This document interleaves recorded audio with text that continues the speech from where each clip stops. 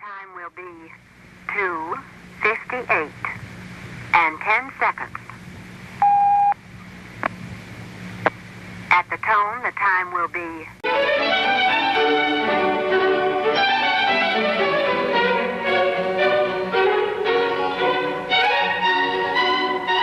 Some critics dismissed it as too pretty, but the audience loved it.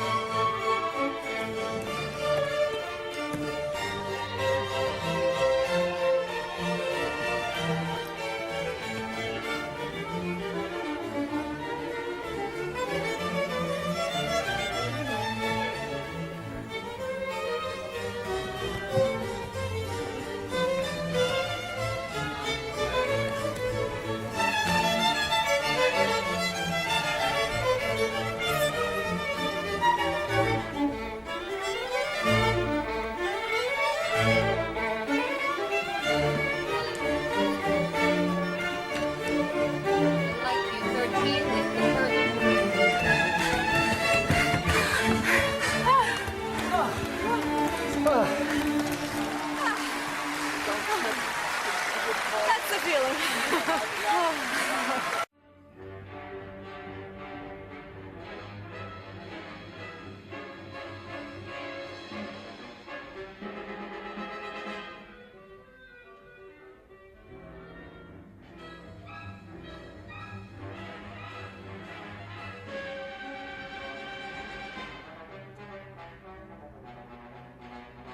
This is where I get some of my best ideas for dances on the way to the studio.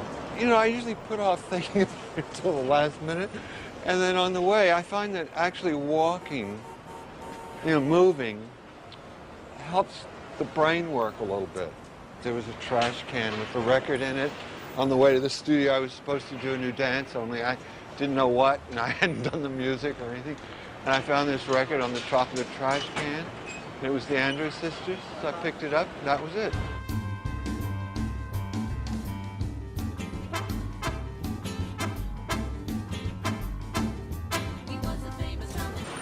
I get my energy, I think, from being afraid to choreograph, being afraid to fail, because some pieces turn out okay and others stink.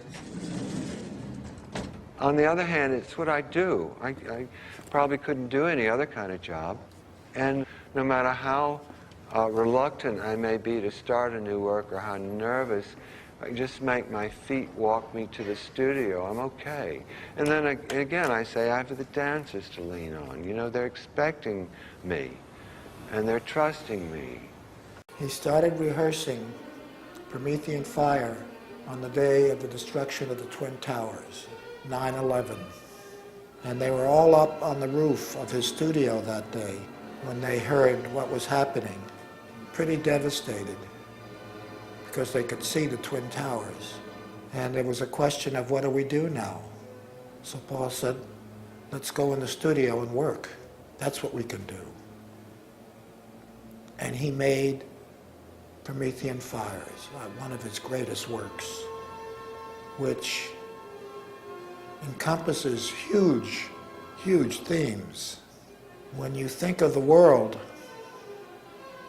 and how we keep destroying it with all different methods, that's what that dance shows.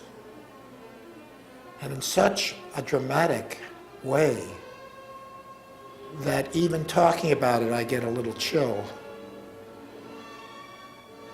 And out of the pile of rubble, which are bodies on stage, there comes a figure of hope with her arm raised above. So that's his view of the world, which isn't bad if you want to keep going.